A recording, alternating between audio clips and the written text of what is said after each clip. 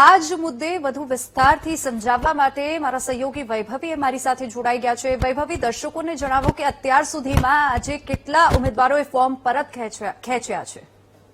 બિલકુલ પ્રમાણે અત્યારની પરિસ્થિતિ છે, આજે બપોરે 3 વાગ્યા સુધીનો એ સમયગાળો છે ઉમેદવારી પત્ર પરત ખેંચવા માટે।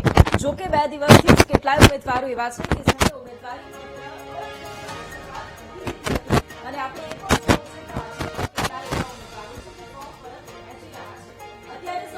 વૈભવી, હું અટકાવવા માંગીશ। એક મહત્વના સમાચાર પ્રાપ્ત થઈ રહ્યા છે। ફોર્મ પરત ખેંચવાના અંતિમ દિવસે ઉમેદવારોને સાચવવામાં હાંફી ગયા છે। રાજકીય પક્ષો એડી ચોટીનું જોર લગાવવા છતાં ઉમેદવારોનો ફોર્મ પરત ખેંચવાનો આ સિલસિલો યથાવત જોવા મળી રહ્યો છે।